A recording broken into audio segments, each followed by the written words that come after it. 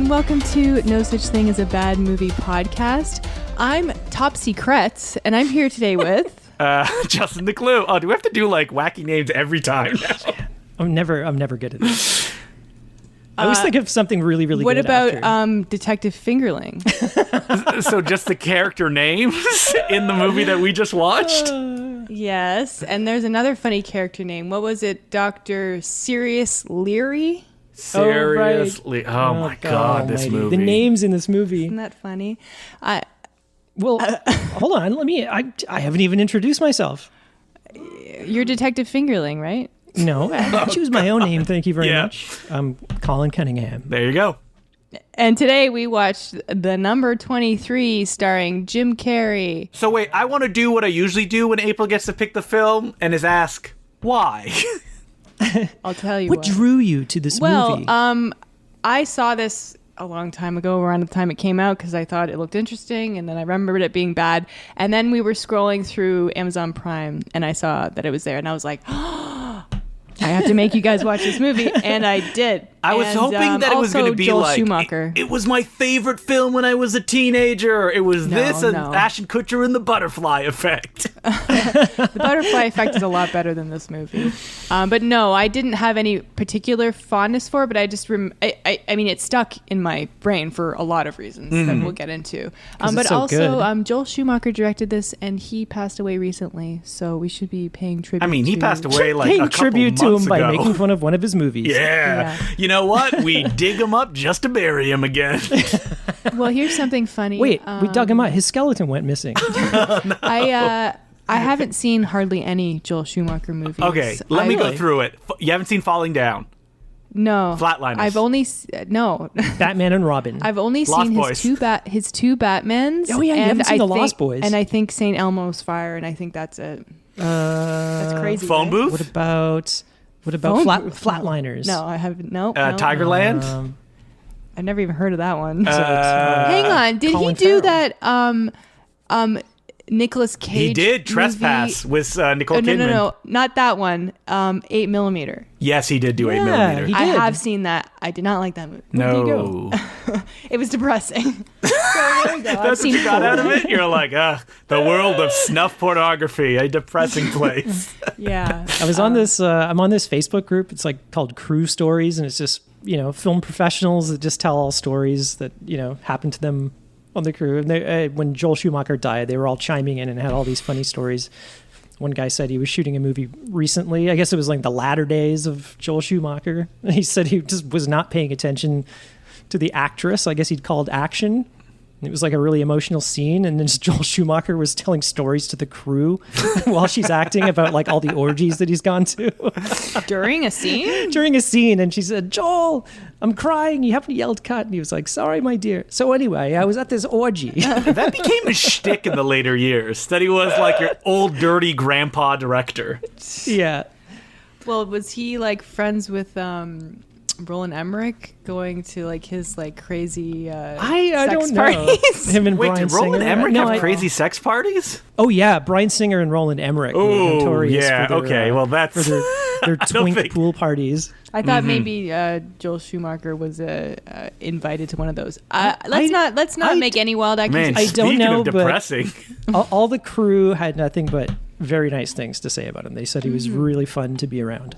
That's good. Yeah, that's great. That's a nice for a change. That He had a very nice attitude. He was good to everybody and everyone. He was beloved. Now let's talk about this fucking movie. Yeah, like Colin Let's tear it loves. apart. it's not that bad. But okay, this is what I'll say. I found it quite entertaining. But It is. It's often entertaining because of how bad how wrong it is. Yeah. It tries to be one thing and it just completely fails. I'm going to say right off the bat, I feel like Joel Schumacher suffers from Paul W.S. Anderson syndrome for me, is that I look at his movies, they're super stylish, lots is happening, and I'm like, I should be enjoying this more. Why am I not enjoying Arnold Schwarzenegger saying so many ice puns? This is kind of boring. Speak for yourself, sir. Yeah, I mean, I am. still like Batman Forever. I think that's a really fun movie. It's ridiculous. Jim Carrey again, so maybe I have a soft spot for Jim Carrey. So wait, have we discussed Jim Carrey on this podcast before? Sonic. he Yeah, came up. Sonic. Oh, the that's Hedgehog. right, Sonic. Well- That was a Patreon episode, I believe. Yeah, this was one of his first serious roles. I think the first, wasn't it? Quote. I'm doing Well, air quotes if that you can't go hear. like way back, like he was in that like vampire movie Once Bitten. Oh, and yeah. it's not Okay, like, it's a April, I hate to comedy. break it to you. Once Bitten is not a serious No, movie. yeah, but isn't he not like a comedic character in it? I mean, it ends with him having sex with his girlfriend in a coffin. Yes. So the vampire can't suck his blood because he won't be a virgin anymore. So. My point is, I thought that he was, he's not wild and crazy Jim Carrey in that. He's a little wacky. He's kind of like He was also in The Majestic, So a very I would- boring movie. I would say that this is not the beginning of Jim Carrey being serious, because at this point, he had made The Truman Show, Man on the Moon, like you said, The Majestic, Eternal Sunshine of the Spotless Mind, and I would Really? say the number 23 is the end of his kind of serious stuff. Well, Jesus, I had it all wrong. Yeah, Spotless Mind. I didn't realize it came first, to be honest. Wow. So Okay. Well, we're wrong. Look at that. Well, I remember when this movie came out. It was like, oh God! And you look at the poster, like the thumbnail, and it's this Jim Carrey with like the number 23 written all over his face. Jim He's looking all- Carrey, like you've never seen him never before. seen him before. I could not take him seriously through this entire movie. No, it's really hard. He's God. He's playing So, it just. Joel Schumacher is like laughing behind the camera, right? He has to be. Gotta be. Yeah, I kind of got that feeling. It's like Joel. But, yeah, I mean- you didn't yell cut. It's kind of true, like Justin, like those other movies that you mentioned. He's good, in Eternal Sunshine and like Man on the yeah. Moon. Like he can be dramatic. Yeah. I don't know what went wrong in this. He's but, going a little too broad for the subject matter. in He's this. trying to be cool. Yeah. And that's I would the say that the problem. subject matter is also very silly. Oh yeah. Oh, it's definitely. A very From the silly get-go, story. like But it's- no one could do this and like appear realistic inside of its context. No, but it has like all these like ideas but it's not focused, and it just never, I don't know, congeals into something Yeah, but, cohesive. I mean, I would argue that I can name 10 actors that could do this movie, and it Sure. wouldn't make us laugh. Well, like right off the bat, Jim Carrey's a dog catcher, and in the very first scene, I'm already I'll laughing. get you, Marmaduke. It's like, is that even an existing job even back in 2007? Yeah, I just sort of feel that. Yeah, it still exists, doesn't it? Dog catcher. Like animal control, but the way Yeah. the way he's portraying the dog catcher, it's like the dog catchers that you see in like 1950s cartoons. Yeah. Mm-hmm. He needs a big net. He's got this like big like trank gun as well, which is hilarious. But yeah, right off the So, bat, I'm wait, laughing. from the get-go, though, I want to say that this movie keeps telling you this stuff is important, and then doesn't really find ways why it's important. Yeah. Like, from the premise, from the get-go, it's like the number 23. It's everywhere in the world. It means so much. But if you stick to the end of the movie, that doesn't really make much of a difference. No, it doesn't at all. And I agree. It's just the writer had come across some article and read about the 23 Enigma, which is a real thing, by the way. And, it's like, I'm going to work this into the plot somehow. It's kind of... Oh, this plot that I have where a guy finds a detective novel that he's in. Also, Or is he? 23 is all over the place. You're like, wait, what? Those are two very Yeah. disparate ideas. Yeah, and it never comes together. And, you could replace the whole 23 Enigma with anything. I was just thinking that today, like the murder plot really doesn't have anything to do with the number 23 thing other than the fact that it made him crazy. Yeah, it was just the instigating Yes. incident, I guess, but it really doesn't factor into anything in the movie. You're right. He could just whatsoever. be regular old crazy. He Yeah. doesn't need to have a numerology fixation that they mentioned. Yeah, which is you just know it's the author doing this, and it's they ran out of ways to or They any way thought to it work it would into be the plot. cool. Yeah. Hey, did you know Cool that on the its number own. 23 occurs a lot? Oh God, yeah. So, I mean, right from the get-go, I'm going to say that, like, my big sticking issue is I kept waiting for them to reveal this, like, cannibal QAnon-style conspiracy involving the number 23. But what it boils down to is it doesn't matter. Yeah. Like, yeah, maybe the number 23 is around, but, it doesn't really affect anybody's lives. And the way they're getting, he's like, look, we were married on this day, and my birthday is this day. You add these two numbers, 23. And it's like, okay. Sometimes they're reversing the numbers. It adds up to 32, which is 23 backwards. It's just like you could find it anywhere. It's like they're bending over backwards to sort of find ways to add numbers together in a way that add up to 23. 23, and it's just like This is, though, like a side effect or just a main effect of someone who like suffers from stuff like schizophrenia. Mm-hmm. It's like I'm being watched, paranoia. Finding patterns. Yeah, exactly. But it doesn't. There's none of that in here. No, there isn't. He's not. And like the 23 number doesn't really add anywhere other than being a confirmation bias of stuff that he finds. Yeah. It's just then he just comes off like a raving But lunatic. there's not even much of a moment like that he like sees 23 somewhere and it has like a huge effect on the plot.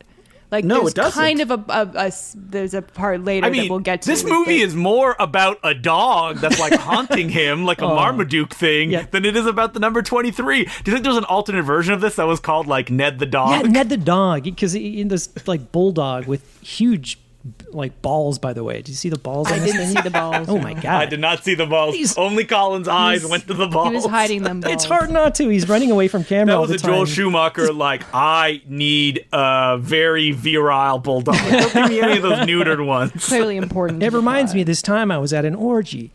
Again, I don't know what's up with this dog because it. I guess it's the inciting incident. Yeah, but so the movie starts. Jim Carrey's this. I don't know. He's waiting for his shift to end as a dog catcher, and then the dispatcher sends him on a job at like 5 to 5 or something like that. Yeah, but you're forgetting as well that he actually says, like, you're probably wondering how I got here. It's true. It's true. Back up to December 23rd. That's the other thing about it. What's this? It's That's a the other thing Christmas about movie. this movie is that there's really bad voiceover by Jim Carrey as two different characters. Yeah, and he's putting on an accent, and I can't quite place it. no, when he's imagining he's the detective character, that's Yeah. when he has an accent. When he's normal Jim Carrey, he mostly just sounds It's like a slight. It's like he's trying to hide his Canadian accent, and he's just like some of the inflections and some of the pronunciations are weird, but it just he's trying to come off as cool. he's and kind of like Whoa, wait. A character has an accent? April, don't you hate that kind of stuff? I do. Now, how did he sound? He was kind of like then I had to go here. He's Dracula. He's nasally. He's pushing a little bit of the voice into his nose, so it's hard to describe. But He's trying to hide the boots and the.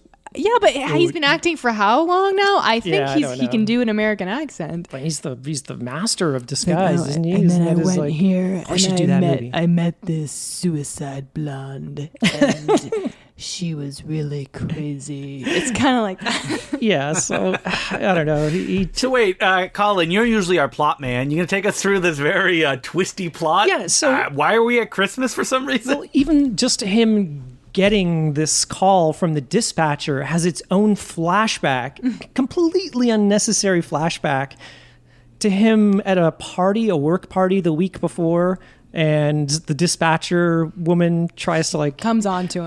and like accosts him at this party, and then he kind of insults her. It's and not then- even that. We get backstory about why his wife's not at the party because she had a cold and she made a cake and he has to bring the cake. Like, And- why? Why do we Well, need this? I would argue finish up until they find the book, but I can argue why this is here. Okay. Anyway, so he gets a call, goes to, behind this Chinese restaurant to capture this big bulldog, and then the dog bites him, and then doesn't it lead him to a cemetery?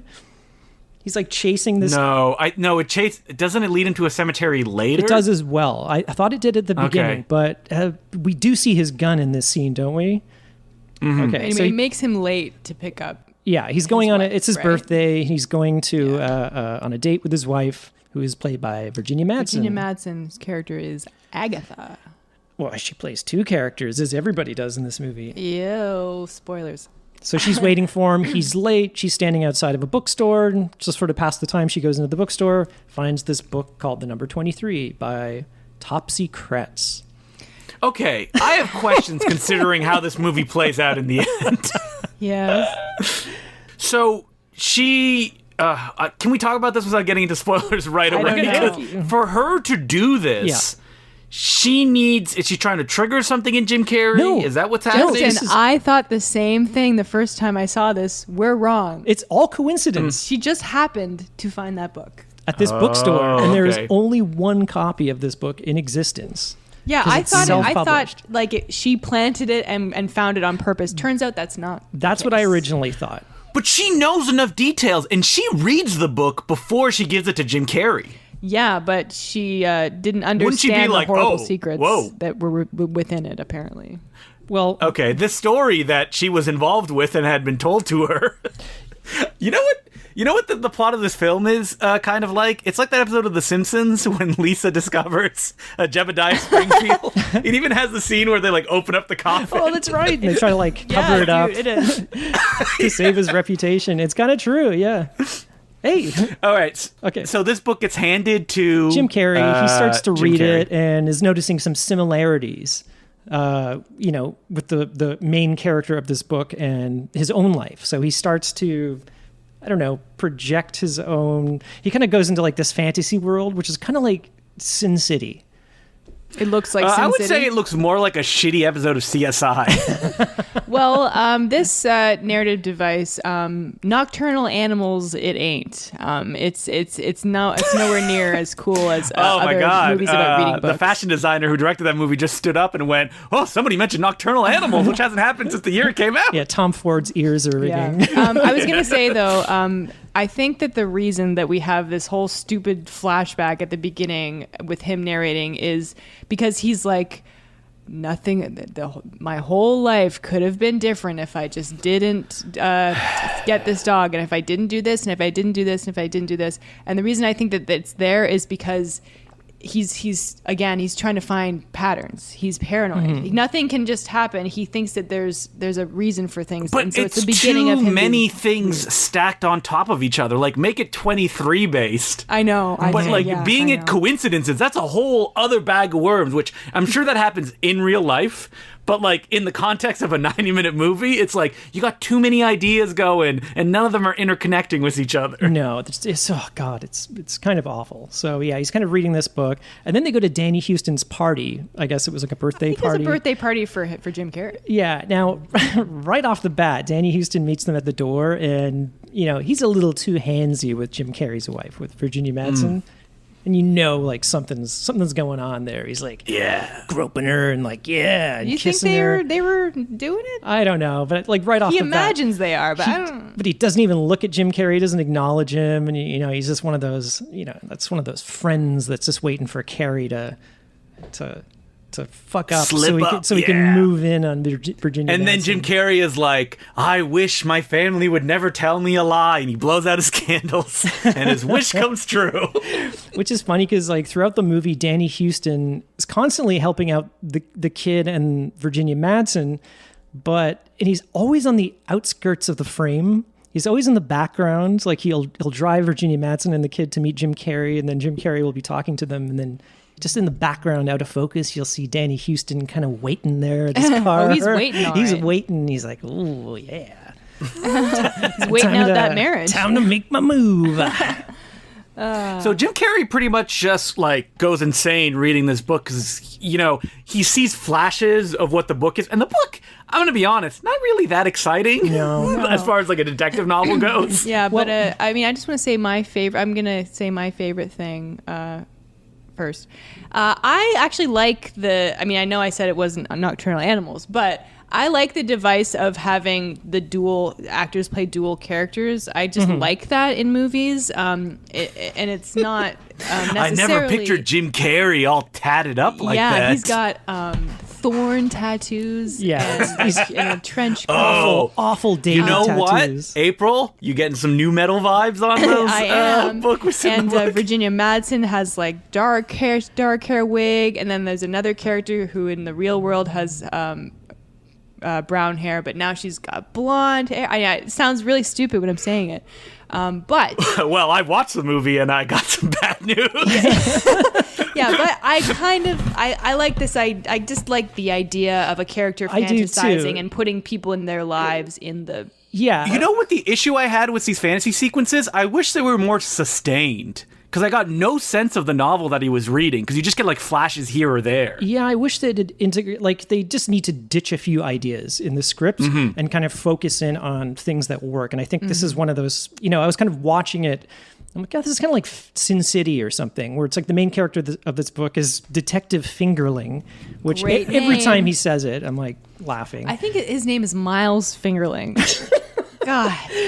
And then Virginia Madsen's playing a character called Fabrizia. Yeah, also great It kind of has name. this Sin City look, and it's like the sort of hard-boiled detective narration and stuff like that. Very, And very blown out. at one point, I just turned to April. I'm like, I wish I was watching this movie instead, instead of the real world, because it's so lame and boring and stupid. But the fake world is, which is the mantra of this episode, trying so hard to be cool. It comes The mantra off of this episode, the ridiculous. mantra of Joel Schumacher's career.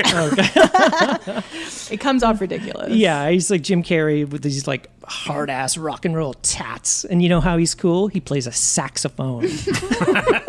Da-na-na-na-na-na-na. Yeah, he's standing on like the fire escape outside of sorry. his apartment. Da-da-na-na-na-na. Isn't that cool? And like it's raining, and like again, everything is super super white. He's got like the Spielberg DP look cranked up to the Oh, max. Yeah, all the no. highlights are He- blown out. He's the worst. Yeah, I meant to look up if there's a name for that exposure Like or look. oversaturated, or there is a term they would do it to like the celluloid. Like they would run it through a specific liquid. Oh, it's not like I don't remember bleach what it was. bypass. Bleach bypass. That's what it's called. Yeah. Yep. So they that's like movies. That's more like a very high contrast, muted color look. The movie Payback with Mel Gibson did it. Payback, eh? Yeah, Is it's that like a beach bypass thing? I always associate it with like, didn't Three Kings they did it to it, like the desert stuff and. Probably, yeah. I know Payback Haven't did seen it. that one. Well, it goes back. It's an old technique, but basically, when you're developing the film, you skip the bleach pass, basically, and it leaves a lot more of the silver on the Yeah, silver on the negative. emulsion. So you get a very, very dark shadows, and it's very high contrast. I mean, it's stylistic. It gives I remembered this look from but when I saw it before. It's like a preset in every one of those After Effects, Yeah. like Magic Bullet plugins. Is like bleach bypass. I mean, it's not something you forget. Well. Yeah, this is very. It's very blown out looking. So how does Jim Carrey continue on his mystery solving as he reaches this novel and realizes that, chapter 23 is missing? Yeah, so there's a lot before we get to that, man. I don't think there's really that much. That's like the end of the movie. It's really just him. No, like, because he finishes reading the book pretty early on. That's when he's like, this happened to me. This is a real mystery I need to solve. Yeah, Well, and then the it's- son walks in and said, "There's a book about Dad." What? That's the funniest thing. I laughed out loud because like Virginia Madsen and Jim Carrey are having this conversation, and the son walks in on the last two words or something, which are not even related to anything, and he says, "What? Somebody wrote a book about Dad?" For a film about a guy, losing his mind, his family is very supportive, and they're by his side the entire time. Well, we got to get to the suicide blonde. This is like the first case that Detective Fingerling gets called to, and it's Lynn Collins from John Carter, who's actually really good in John Carter, but I don't know, she's in this movie for like 3 minutes, and she's ranting and raving about the number 23. That's where he kind of. Yeah, that's where he kind of picks it up. So Detective Fingerling and then Walter Sparrow, Jim Carrey's real life character, are kind of in parallel getting obsessed with the number 23. Lynn Collins kind of jumps out the window and kills herself, and then Jim Carrey starts investigating and is sort of obsessed. So you get these like two parallel storylines going on at the same time. Real exciting stuff. At the edge of my seat. Can't wait to see how this mystery gets solved. Yeah, and then I think this is like the dog shows up and Well, then we get introduced because of the to graveyard. And Danny Houston. Danny Houston. Oh my God, we just lost April. She fell asleep. Guys, we're not even. Danny Houston has an alter ego in the fantasy book, and he has an insane beard. It's very funny looking. He's got a goatee. Yeah. What did you say? It was like It looks like the guy from the Hunger Games. There's a Oh character. man, April, you said fantasy book, and it'd be amazing if it was like Jim Carrey's a detective, also a wizard, and you have to solve, Jim Butcher-like magic-related mysteries. Yeah. Okay, I'd see that. Yeah. And he's like turning people into skeletons and stuff. That disappear all the time. And his dog can talk. He's like, I used to be a police officer before I got turned into this dog. Called me Paczynski. Sounds great.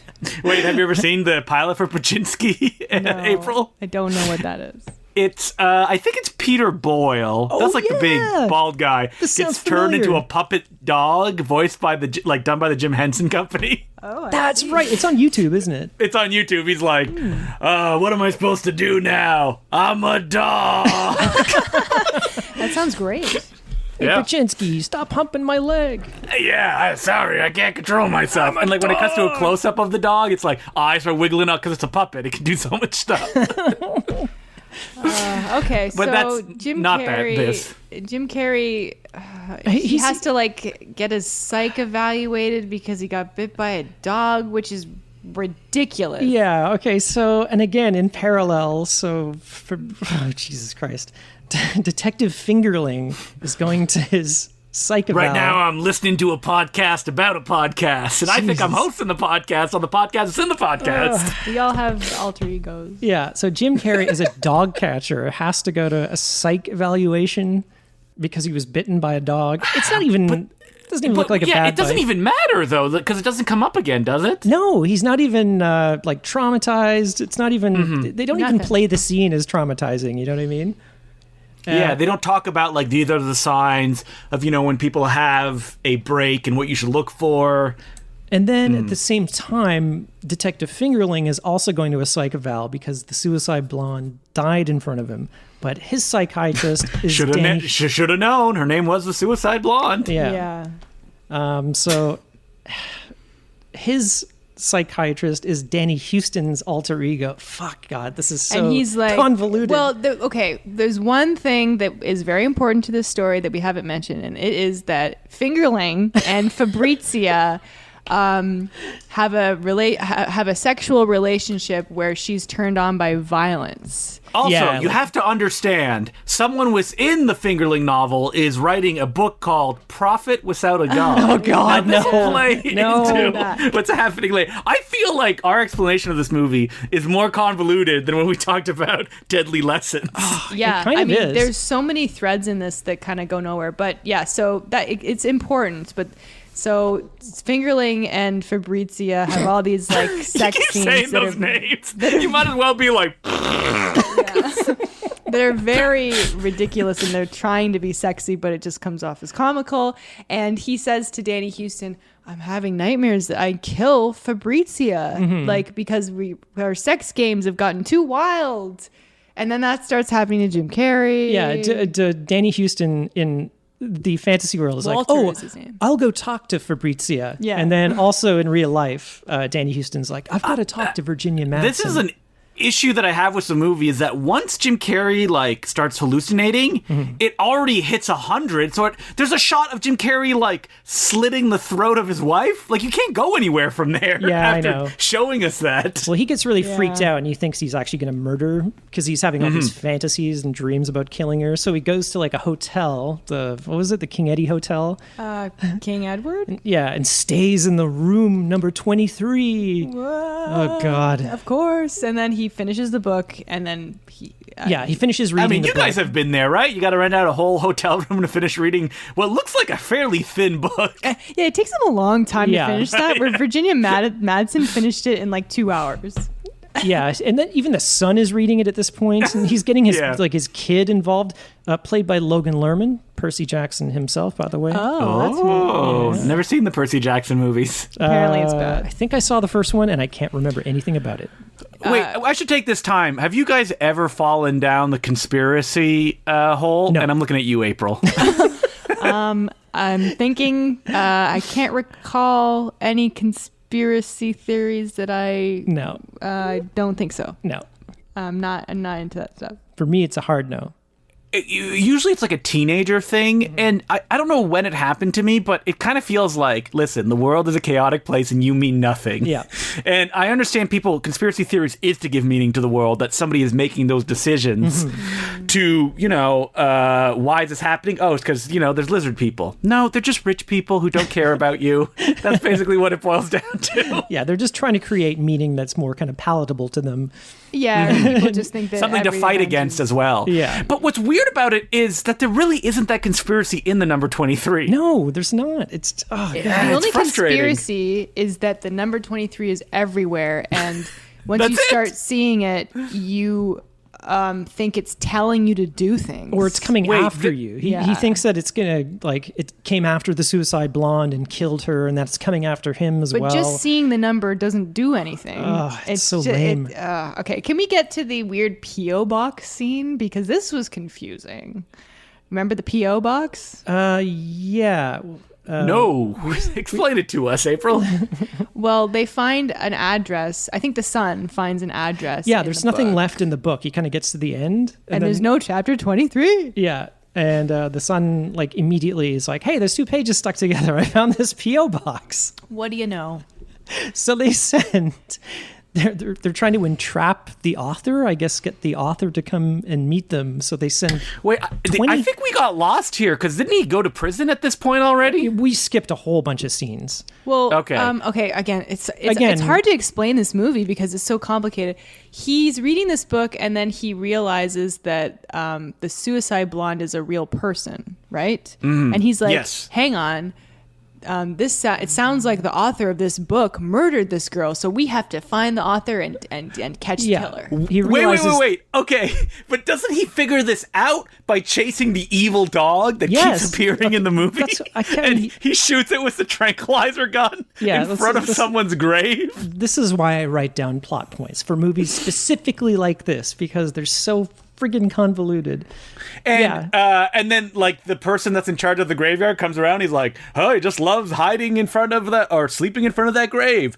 But, is it a grave because they never found the body?" It's like, Jim Carrey didn't even ask these questions. He shoots a dog with a gigantic tranquilizer. The dog kind of leads him to this gravestone, and then Ed Lauder comes out as a priest and starts yelling at him and is never seen again. There's another guy that comes out too. There's like 2 guys, like a gravedigger and a priest. He says, "Hey, that dog belongs to the church. It just, it's the groundkeeper's dog." And the groundkeeper's kind of hanging around, in the back there. Doesn't say a word. And then Ed Lauder just explains the entire backstory of the girl whose grave they're at. Yeah, I mean, that's bad writing. It's just so terrible. And I don't think we see Ed Lauder ever again in the movie. Could that have been a, like, post-production thing that they came in and added a bunch of scenes? They're like, "Listen, we did the test screening. People love the dog. Yes. They love the dog. Can we get more Pachinski in here?" Yeah, because those dog scenes don't belong in this movie, in my opinion. I would have ditched the kid. Lose the kid character. Add more dog. Yeah, make just it the a talking dog. Just dog. Just Jim Carrey and the dog. Yeah, Mr. Popper's bulldogs. Yeah, and then he's like telling him to kill people, like Son of Sam. Yeah, I mean, it writes itself. It seems so. Kill, voiced by John Turturro. Yeah, so Jim Carrey goes to prison. He's like, "Oh my God, this girl's murder is kind of familiar. It's like exactly what happened in this book. I think the author of this book is the real life murderer of this girl." So he finds the author somehow. Well, no, he finds the person that was accused of murdering the woman who's in prison. Who is Jacob from Lost. His name is Mark Pellegrino, and he has been popping up in every movie we watch lately. I swear, like every 3rd movie we watch, this guy's. Yeah, he's just one of those actors that's just in everything.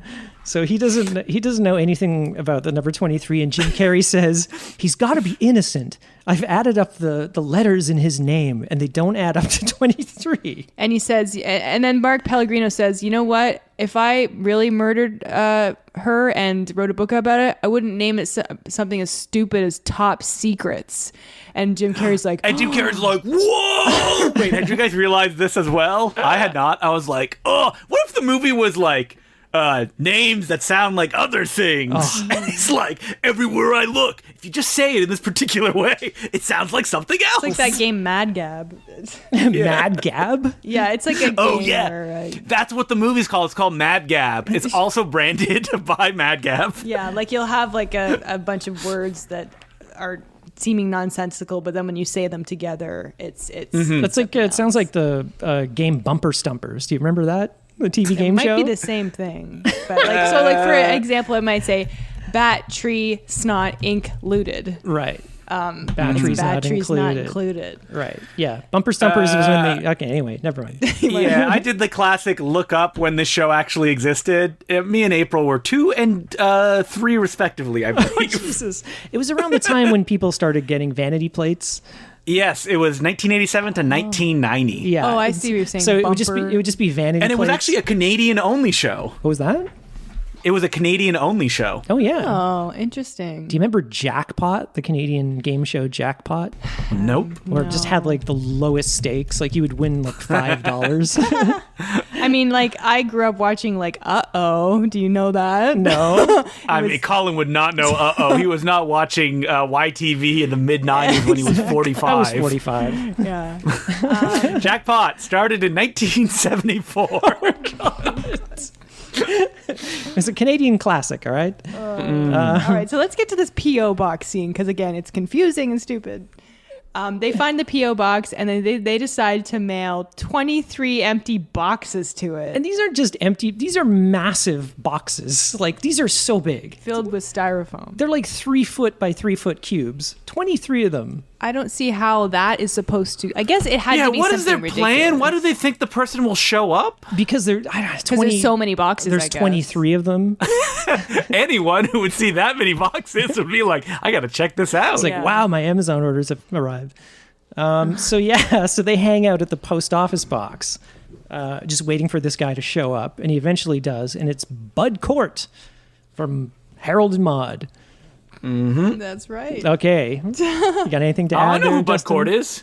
He sued the guy. He used to be friends with Groucho Marx, and he sued the guy who wrote the book about the final years of Groucho Marx because it does not make Bud Cort look very good. Oh, really? He seems like a guy that's always asking for money, and he's always in dire straits.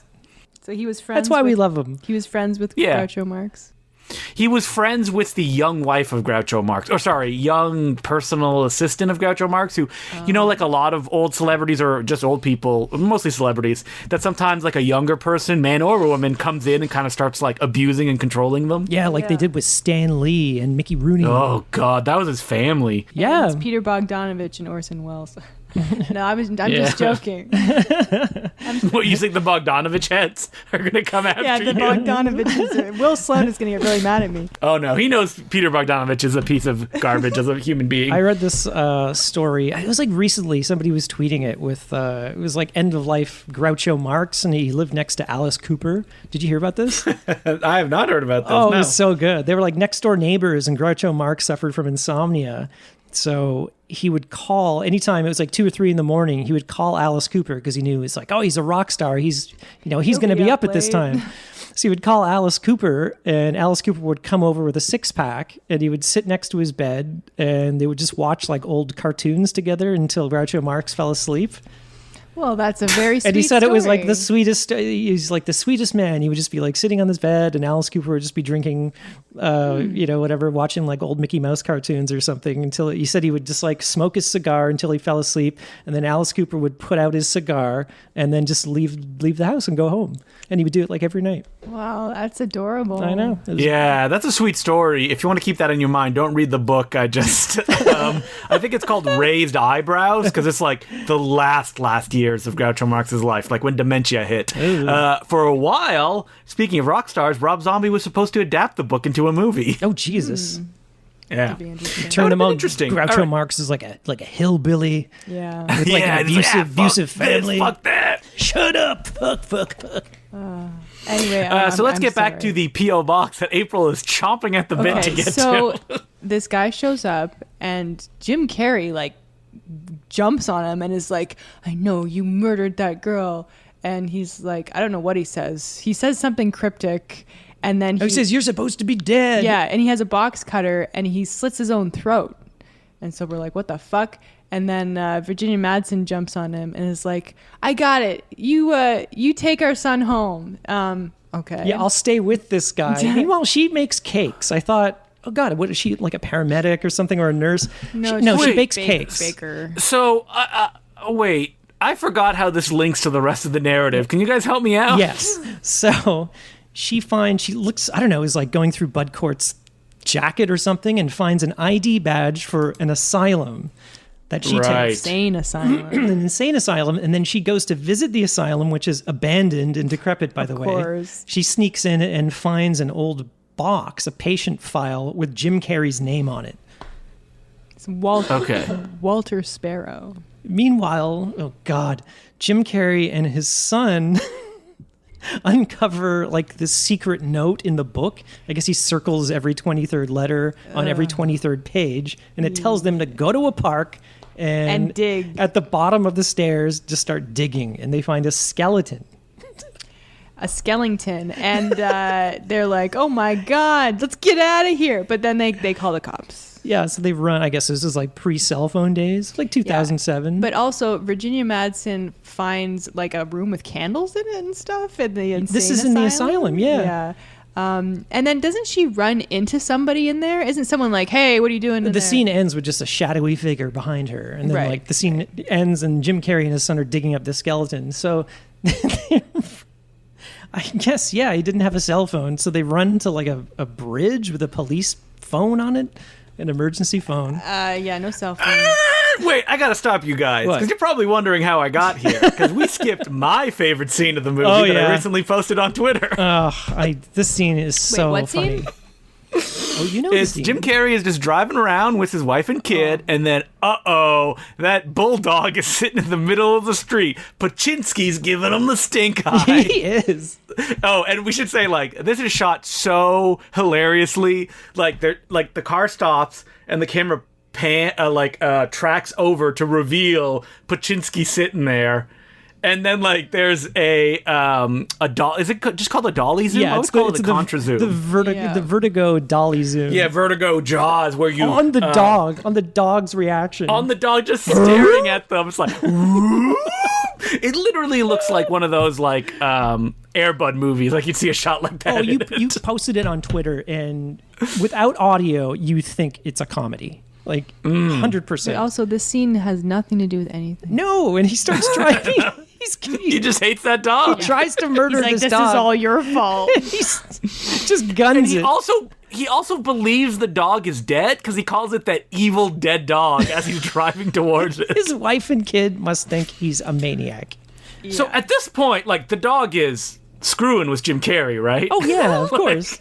I don't know why. I'm a cop. I got The mysteries dog to just solve. keeps showing up, and there's no magic in this movie, so it's not a magic dog. So don't tell me that it is. It's a magic dog, April. Oh no, I told you.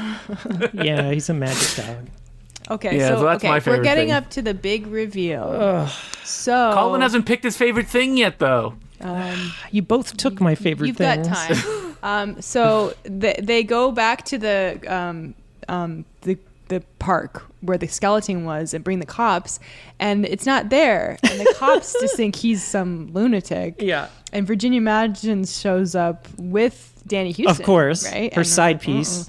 and she's like, everything's he didn't make it. The old man died. Let's go home. So they go home, but she's got suspiciously dirty fingers. Yeah, her fingernails are all covered And in as mud soon and as dirt. they get home, she washes them in the kitchen sink. If you wanted to hide the fact that you have dirty fingers, maybe go in the bathroom. That's just my thought. Okay, this is my favorite scene, all right? I mean, don't you wash your hands when you get home? Yeah, in the bathroom, not in the kitchen. Yeah. Oh, this is an amazing scene, which I also posted some photos Yeah, from on it's Twitter. fantastic. So he kind of confronts her. He's like, "You're the one who stole the skeleton." And her line, her reply, "Yes, I moved the skeleton, and I'd do it again." There's a lot of really funny lines in this. She shows him the patient file, and okay, so first of all, this skeleton, it's implied that she and Danny Houston were, I guess, trailing Jim Carrey and the son, saw him go to call the police, and then ran to the park and dug up and hid the skeleton, this dead woman. What do they do with the skeleton? You got me. We never find out what happened to the skeleton. I don't know. It's sitting in front of a junk store. Oh man, we didn't point out that there's some amazing scenes of like Jim Carrey like walking around and he's like looks at knives and there's like a shing sound effect and like a CGI like glimmer on the knives. Speaking of CGI, we did forget a scene at the very beginning of the movie where there's a CGI sequence where he goes into his childhood When he first starts reading, his childhood. yeah, he first starts reading the book, and then it flashes back to Fingerling in school, and it's like a cool, like moving kind of picture book almost. Yeah, it's like these kind of 2D cutouts, and we're kind of moving through it. Never goes back to that style again. That could be your favorite thing, Colin. No, it's not. This is I've already- He picked this it. is The this is- skeleton. Oh, right, the reveal scene. Yeah. Okay, go The on. mystery of the skeleton. Where is that skeleton? Never see it again. So yeah, she gives him the file, and it turns out that Jim Carrey was the author of the book all along. And then we get a very, very long extended flashback to what actually happened. And this movie. I did think it was kind of fun how it shows like here's what he was imagining and here's what really happened, with the right people in the right roles. I think he runs back to the hotel and tears off the wallpaper in room 23, and so it turns out that that's the last chapter of the book that he wrote. So years and years ago, he was actually like a student meets this girl, A student who plays the sax. the saxophone. By the way, that's what's in the patient file is a saxophone. Yeah, and then he angrily throws the saxophone down at one point. Hey, I would too. My sax years are behind me. And then he rips his shirt off and he's got terrible tattoos. But yeah, so he meets a girl on campus and she likes to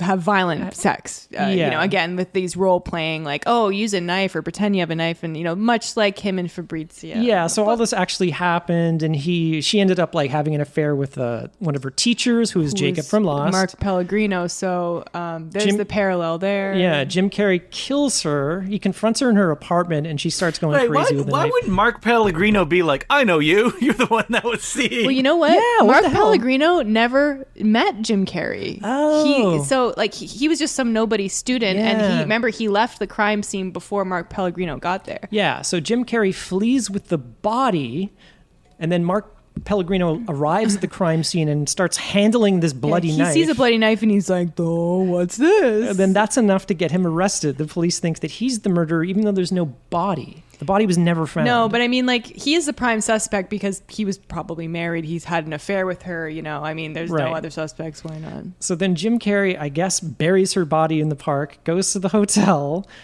writes this confession, which is the book manuscript. He writes it as like a fantasy, basically, and then jumps off the balcony. Doesn't die, ends up with amnesia. Conveniently. Ends up in, I don't know, insane asylum. An insane asylum. Bud Cort is a doctor there, finds his manuscript, and is like, he becomes obsessed with the number 23 and then decides to self-publish his book As Top Secrets. As Top Secrets. And so that's how the book ended up in the bookstore. In the bookstore somehow. But yeah, so Jim Carrey makes a full recovery. He's just fine. He's leaving the asylum, and then who does he run into? Bumps into Virginia Madsen. Yeah, and then they start the rest of their life together. Now, Virginia Madsen didn't notice that this guy was leaving the asylum. Maybe she should have, thought a couple Just times. looked about up that. slightly. Doesn't Jim Carrey knows that he left the asylum? Wouldn't he have memories of being at the asylum? But it was kind of like he has no He blocked it memory. out, I guess. He has no memory of the murder or anything like that. He just thinks. But he ended up in a. Does he ever talk about being at an asylum at any point in the movie? I'm not sure. Maybe which he would have remembered. Maybe it's not an asylum. It's just an institute for rehabilitation. Yeah, maybe he thinks he just ended up there after his parents killed themselves. Yeah, because he was doing physical therapy, like rehabilitation. He was like learning to walk again and all this. Sort of Okay, stuff. so everyone who's been listening to us up to now, can we just share a little secret with you? If you're writing a mystery, do not make your protagonist the bad guy. For the love of God. That is the hackiest twist you can do. Yeah, it's overused. And I remember the first time I saw this movie, I was like, ooh, that looks cool. And then I saw it and I was like, that's so lame. Like, that's really not a cool twist. But yeah, Stupid. so I guess Virginia Madsen and Danny Houston stole the skeleton, which is a crime scene, by the way. You just can't steal the. You're still all broken up about where that skeleton You is, can't aren't just you, Colin? steal a corpse of a murdered woman. I guess they were doing it to protect Jim Carrey. They were. She did everything to protect him. Yeah. So then at the end, he's like, "Oh my God, I'm a murderer," and she's like, "No, I still love you. You know, you're." He says, "I have killed someone. I have killed someone." And she goes, "Do you want to kill me? Go ahead, do it." It's so melodramatic. And I forgot to mention the music in this movie. Is so inappropriate. It's so congruous to what it's trying to do.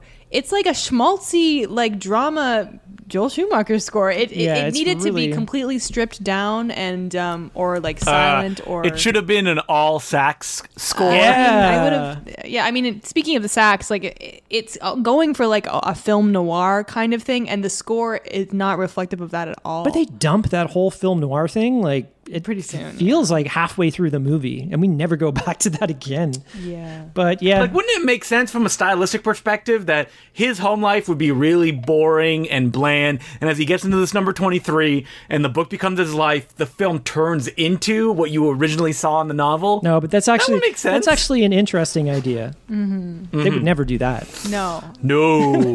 Instead, it's just this big confusing mess. Yeah, so it ends with him, Jacob from Lost, he realizes has been, falsely imprisoned. So Jim Carrey turns himself in, goes to jail in his place. And that's the end. He's like, my hearing is next week. Yeah. They say they're going to All look of up. us were waiting, right? Where he's like, all right, we're going to say how many years you'll be in prison. 23 Oh, God. years. And then he looks at the camera and he's like, it's 11. And he just looks at the camera and then like Yeah. shrugs. Yeah, shma, mwah, mwah. And then we iris out, but the iris is like the number 23. Yeah, the iris is the number 23. Speaking of the number 23, don't look up the IMDb trivia for this movie. They have to be fake. They're jokes. Like, Yeah. it's nothing but this is 23. This is 23. This Jim person's Carrey was paid name. $23 million for this movie. It's the fakest trivia I've ever seen on IMDb, and that's saying The something. DVD has 23 chapters. Yeah, It can't be real. You may look at the clip I posted online on Twitter. I made sure it was 23 seconds. Did you really? I did, and you did I that. did, on yes. I did do it on purpose. I actually cut a line from the scene and I sped up some shots to make it fit exactly 23 Yeah, Jim seconds. Carrey's gonna Dedication. look at it and you look at the time. Oh my God, 23.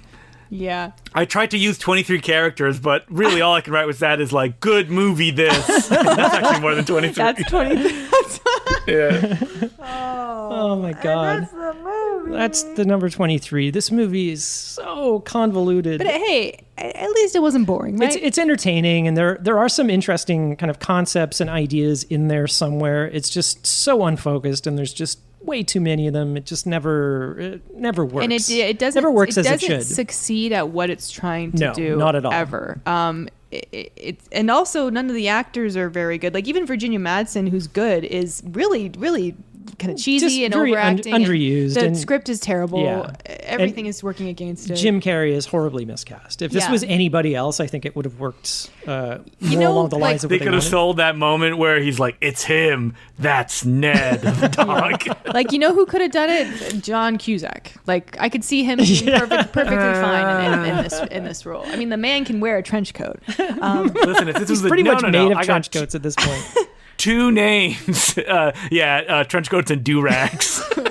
He wear- Thomas Jane. Oh yeah, I could totally see that. Absolutely. Yeah. And Tom Jane can play crazy. Frazzled, Yeah. frazzled neurotic. I just want my kids back. Yeah. But anyway, but yeah, like the funny thing is you can just see Jim Carrey say a line that's supposed to be serious and brooding and you will laugh because it's You him. just cannot. And I'm sorry, Jim Carrey, but Yeah. you didn't pull it off. No way, man. That's the number 23. I would recommend it if you want to laugh. Yeah, have a good I laugh. would say. It's very entertaining in that respect. It's streaming right now on Amazon Prime. Whoa! At least it is in Canada. It's the 23rd pick if you scroll down the thriller Or section. you can rent it on iTunes for 23 cents. That would be a That's deal. terrible. So, I was hoping it was just $23. That's if you want to buy it. so that's the number 23. If you want to email the podcast, we're at no such thing as a bad movie @gmail.com. We're on Twitter at no such thing pod. We're at patreon.com/no such thing as a bad movie. If you subscribe at the $5 level, you get a bonus episode every 2 weeks. And we just recorded one that'll be out next week on the New Mutants. Our most fiery episode yet. What do they get at the $23 level? A copy of the number 23. Oh. See that. But yeah, the New Mutants. We have opinions. Mostly I have Yeah, opinions. April has a very strong opinion. One person has an opinion that's very Controversial? angry. And if you want to tweet at me or hit me up on Instagram, I'm at April at Mansky. You can follow me on Twitter at DeCloux, DECLOUX, the letter J. You can also listen to me every week on the Important Cinema Club podcast and the Bay Street Video podcast, where you go through all of this week's new Blu-rays and DVDs. And I also do Blu-rays that you can buy at goldninjavideo.com. All right. Well, you can follow me on Twitter at Sergeant Zima, SGTZIMA. Wait, is this episode coming out on Friday, April? It is, yes. Okay, so if people are listening to this right now, I'm doing a holiday movie marathon. explain Follow this. me on Twitter, DeCloux for more information. Starting Saturday, noon for 24 hours. Whoa. Oh, yes. So check it out on December 12th, you said?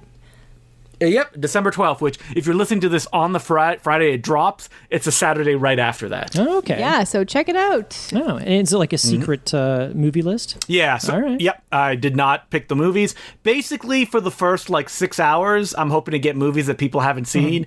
But once you pass midnight, if you're a cinephile, you will have seen these movies because I don't want to show people anything bad or anything with subtitles after you've been watching movies for 12 hours. It's too much to ask. I've learned that lesson the hard way. Are you going to be playing anything special at the 23rd hour? No, but I can say that in the first 12 hours, I'll be playing something that has never played anywhere else except for one place. Your home movies. And it's something that I put together that's Christmas themed, that's 90 minutes. But yes, it will be playing. April may know. Maybe she did see it, but shh, we won't Did say. it play at the Royal, maybe? Yes, it did. I may have seen it, but who knows? Yeah. And when is that? At midnight, you said? That is, no, I said in the first 12 hours. After 8, First pretty 12 much. hours. Can you text us when we're supposed to turn it on? Okay, so also next episode is Justin's pick, and it's coming out on Christmas Day. Oh my So you better pick something Christmassy, Justin. I hope it's something spooky. Of course I will. Well, you have 2 weeks to think about it. Right. Okay, thanks for Christmas listening. Day. And stay away from the number 23 because apparently it's everywhere. That's what Yeah. I've been hearing. I'm April Atmansky. I'm Justin DeCloux. Wait a minute. Isn't there 1, 2, 3 of us? The number 23 is right there. Oh my God. Yeah, if you add 1 and 2, it's 3. And that's in the number 23. That's one of the numbers in the number 23. Oh my God. I'm Colin Cunningham. I still want to know what happened to the skeleton. And wouldn't they be, that's a crime. That has to be a crime. And remember, there's no such thing as a bad movie. Virginia Madsen. We need t-shirts. Fans, make the first No Such Thing as a Bad Movie t-shirt that says, whatever happened to the skeleton on it? Saying they belong. They should be in jail with Jim Carrey.